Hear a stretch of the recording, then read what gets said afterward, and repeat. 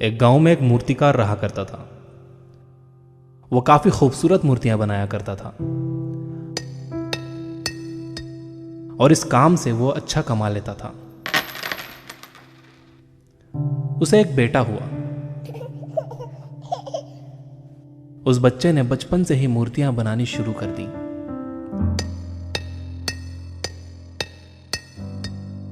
बेटा भी बहुत अच्छी मूर्तियां बनाया करता था और बाप अपने बेटे की कामयाबी पर खुश होता था। लेकिन हर बार बेटे की मूर्तियों में कोई ना कोई कमी निकाल दिया करता था।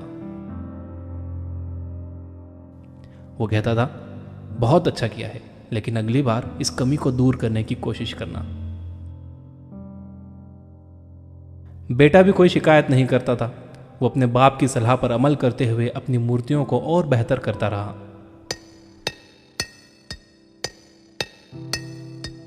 इस लगातार सुधार की वजह से बेटे की मूर्तियां बाप से भी अच्छी बनने लगी।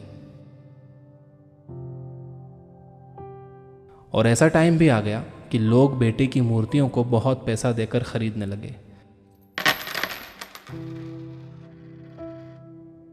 जबकि बाप की मूर्तियां उसकी पहली वाली कीमत पर ही बिकती रहीं।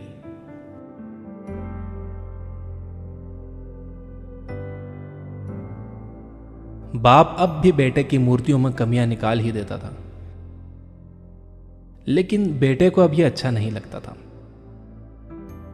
और वो बिना मन के उन कमियों को एक्सेप्ट करता था, लेकिन फिर भी अपनी मूर्तियों में सुधार कर ही देता था। एक टाइम ऐसा भी आया कि जब बेटे के सब्र ने जवाब दे दिया।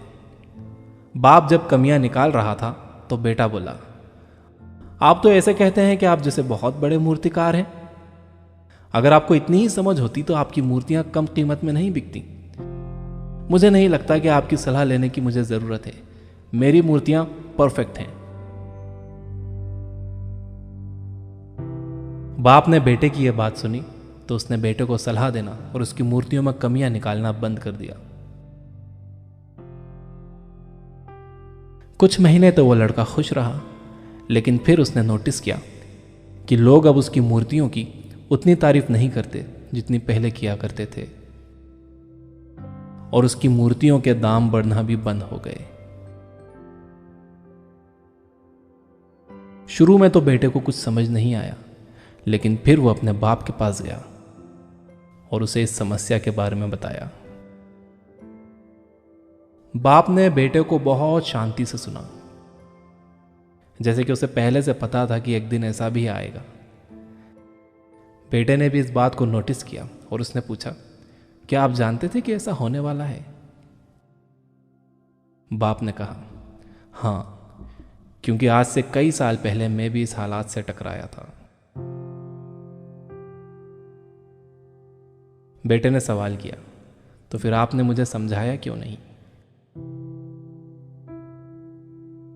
बाप ने जवाब दिया, क्योंकि तुम समझना नहीं चाहते थे।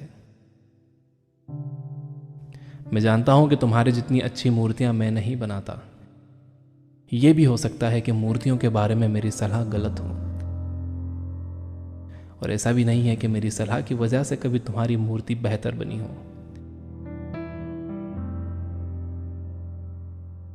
लेकिन जब मैं तुम्हारी मूर्तियों में कमियां दिखाता था, तब तुम अपनी बनाई मूर्तियों से सेटिस्फाई नहीं होते थे। तुम खुद को बेहतर करने की कोशिश करते थे और वही बेहतर होने की कोशिश तुम्हारी कामयाबी का कारण था।